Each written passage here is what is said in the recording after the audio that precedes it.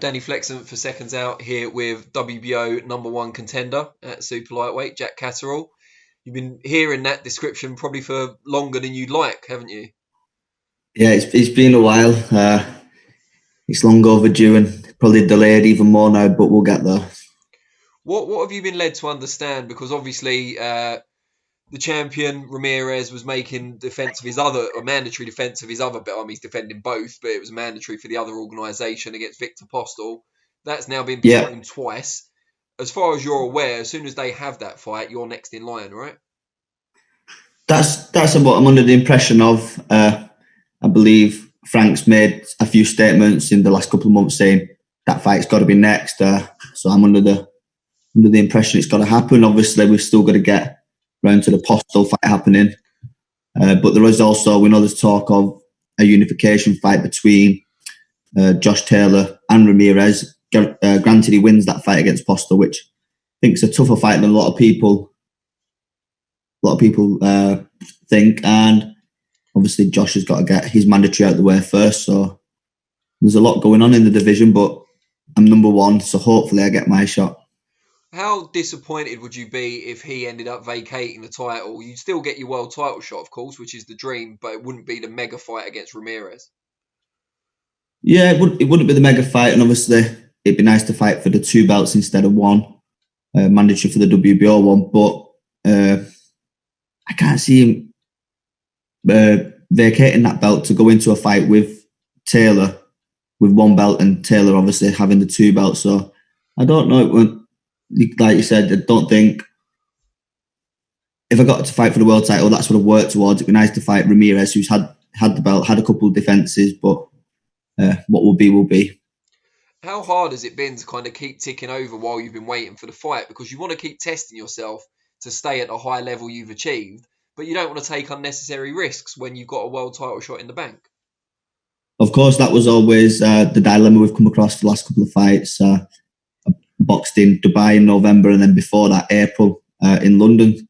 It was kind of, you build yourself up, and it's like, who can you fight? A mandatory for the world title, that's what you want to fight for. Do you drop right down and fight somebody and come down to their level? Do you risk fighting somebody in the top 10? And there's always that chance of getting beat. All it takes is 1 punch. So it's kind of puts you in a bit of a sticky situation. And obviously after this virus has passed, God willing, that soon, I'll be back in that position again, I guess. It'll be, right, I've not been in the ring for so long. Got to get a fight. Who do you fight? Where do you fight? What do you fight for? So, but I do believe Frank and the management team have got my best interest, and hopefully something can come to light towards the end of the year. I mean, with Ramirez fighting Postol, you're not going to want to come off this long layoff, extend it even further, and then fight the biggest fight of your life. Presumably, you're going to want at least 1 fight first as well. Of course, yeah, I believe that I do need 1 more fight before that. I'll be in this. Everyone's in the same position. It's not just me. That's obviously my fights have been a bit slow for the last probably 18 months, but everybody's in the same position now. Everybody's at home, training from home, doing what they can. And as soon as the shows commence again, everybody will be itching to get out, and hopefully I'll get out again before I get my shot at the world title.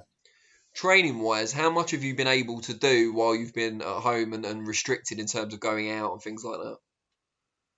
Yeah, I've been ticking over. Been running, cycling. Quite fortunate that I've got a bag delivered, so I put a punch bag up in the garage. And yeah, I've got some dumbbells. So just been eating well, looking after the body, training, doing what I can. We're all in the same position, aren't we? I think just got to make the best of this situation. How much are you missing the lads?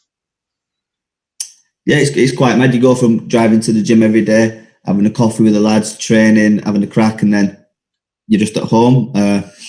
Pretty mad, really. I've spoke to the lads. We all have a little group chat and have a laugh, but it's not the same going there to the gym every day, missing it now, but just one of them, innit?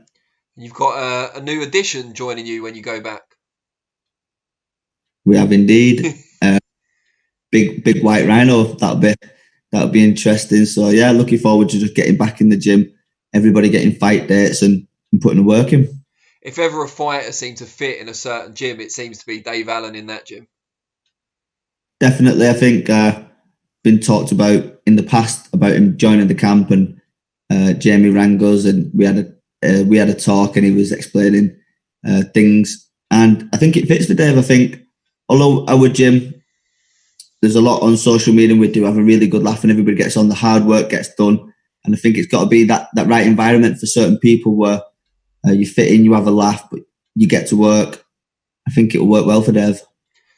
Just describe for us what joining that gym's done for you. Obviously, you've been there for a long time now, but just tell us what it's done for you. And also, subsequent to that, the addition of Cole Frampton, a two-weight world champion as well.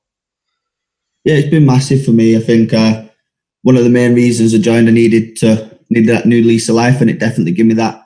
I'm in the gym with the likes of Martin, Rocky, Frampton, Tommy Coyle, and Jamie especially, really. They've all been and fought at high levels. World champions, British champions, they've been in them fights. And to train alongside people preparing for world title fights, you can take a lot from that. And then on the flip side to that, it just suited me, being the right environment. Just felt really comfortable in there.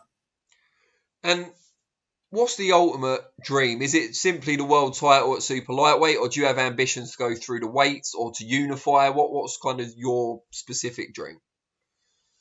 Yeah, definitely. I've always dreamt of being world champion, and I'm closing in on that now. But I mean, once I capitalise on that, I want to go on to defend the world title, possibly in the future move up to welterweight, and just keep achieving everything I can in the sport.